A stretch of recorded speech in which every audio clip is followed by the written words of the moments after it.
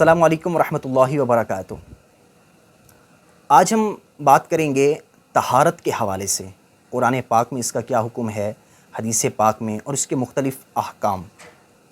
دیکھیں، پاکیزگی اور پاکیزہ لوگ اللہ تبارک و تعالیٰ کو پسند ہیں۔ اللہ تعالیٰ قرآن پاک میں ارشاد فرماتا ہے سورہ توبہ کے اندر 11واں پارہ، واللہ یحب المطہرین، کہ پاک یعنی ستھرے اللہ کو پیارے ہیں۔ اس کے ساتھ ہی ناپاکی کو اللہ اتنا ناپسند کیا گیا ہے، ناپاکی کو، کہ بغیر وضو قرآن پاک کو ہاتھ تک لگانے سے منع فرما دیا۔ ارشاد ہوا لا یمسہ الا المطہرون، یعنی اسے نہ چھوؤ، نہ ٹچ کرو مگر باوضو۔ اسی طرح حدیث پاک میں صفائی ستھرائی کی بہت زیادہ اہمیت بیان ہوئی، اور اس کے متعلق 3 میرے آقا علیہ الصلوۃ والسلام کے فرمان۔ پہلا ایک ارشاد فرمایا طہارت یعنی پاکیزگی یہ نصف ایمان ہے، اور دوسری جگہ ارشاد فرمایا بے شک اسلام صاف ستھرا دین ہے، تو تم بھی صفائی ستھرائی حاصل کیا کرو، کیونکہ جنت میں صاف ستھرے رہنے والا ہی داخل ہوگا۔ تیسری جگہ ارشاد فرمایا جو چیز تمہیں مل جائے اس سے صفائی ستھرائی حاصل کرو۔ اللہ پاک نے اسلام کی بنیاد صفائی پر رکھی، اور جنت میں صاف ستھرے رہنے والے ہی داخل ہوں گے۔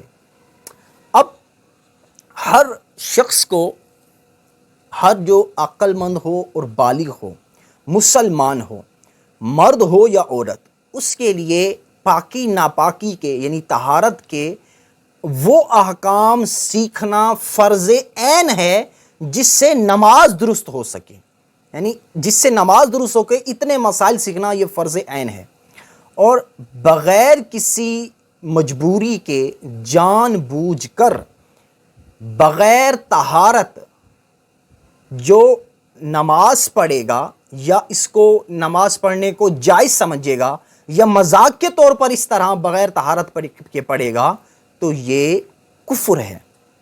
یاد رکھیے گا، یہ ایسا کرنا کفر ہے۔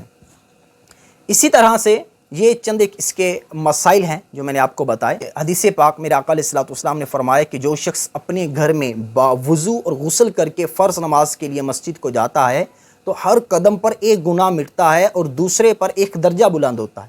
ایک حدیث پاک میں فرمایا جو طہارت کر کے اپنے گھر سے فرض نماز کے لیے نکلا اس کا ثواب ایسا ہے جیسا احرام والے حاجی کا ثواب ہے۔